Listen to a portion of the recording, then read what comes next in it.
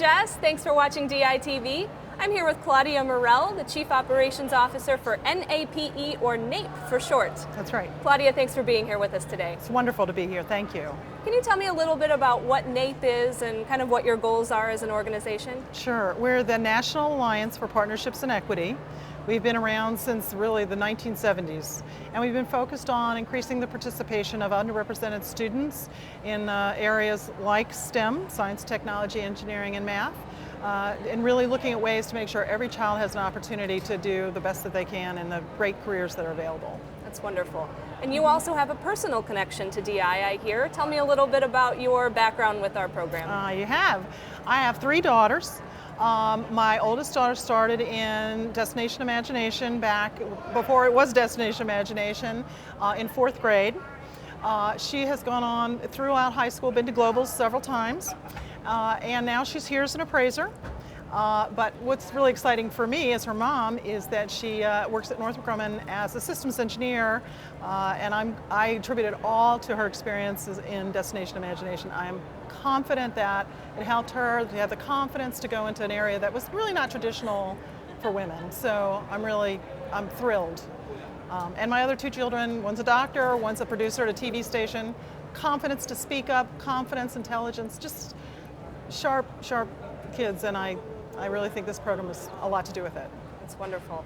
So how did NAPE get involved with DI, and how do you sort of see the goals of these 2 organizations making sense with each other? Well, actually it was something that I ran into one of the staff, Ben, and it's a perfect marriage really, because what we're trying to do is find ways, particularly for students who might be from poverty, lower income schools, that might not have considered out of the box careers, things they've never dreamed of. And I think getting them into an informal program like Destination Imagination gives them the opportunity to begin to dream of things they've never dreamed of. It's the perfect marriage for the 2, for the formal, which is what we do, formal education side, with an informal education program that's accessible to all students. That's great.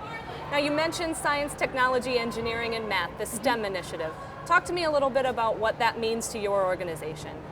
Well, STEM is really important for the United States for global competitiveness. NAPE is a national organization, and we are very much about promoting STEM, but we feel that one of the areas that's been overlooked is those underrepresented populations. We haven't found a really good way to get students from different minorities or ethnic backgrounds, sometimes women, into these areas.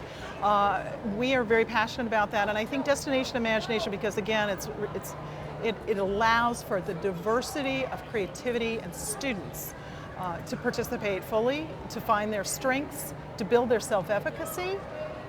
It's just in total alignment with our goals. It brings the informal education component for kids who don't necessarily believe they can be successful in these areas. The opportunity in Destination Imagination is to get them to think a little differently and build their confidence. That's great.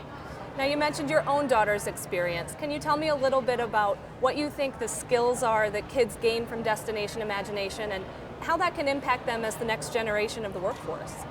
You know, I have watched that develop in all 3 of my daughters. One is just self-confidence. The fact that in 4th grade she had to stand and project and talk to audiences, you know, it was the parents she had to perform for, the school she had to perform for, the local, the state. You know, by the time just in 4th grade, she had confidence to talk. She had to work in a team, which sometimes can be challenging for young people, but they had to figure it out. They had to really, you know, be problem solvers. And I think actually what people don't talk about isn't just the STEM careers, but what I call STEM literacy.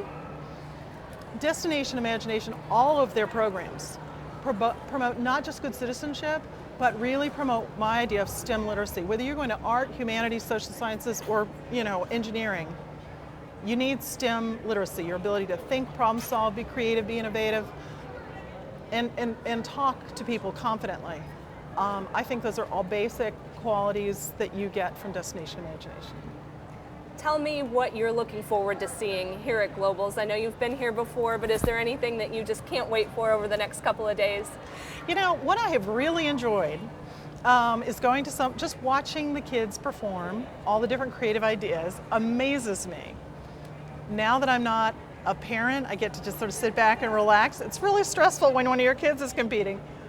But, you know, I tell you, you can't understand this program until you come and see it. And with all the news we hear all the time, Destination Imagination is the place to come when you really want to believe in the future and the possibilities. Because they're all right here. And you think, you know what, we're going to be okay, because this is the next generation, and I'm so excited about it. Thank you so much for letting me be a part of it. That's so true. Yeah. Claudia, thank you so much for your time today. Thank you. Thank you. Thanks for watching DITV.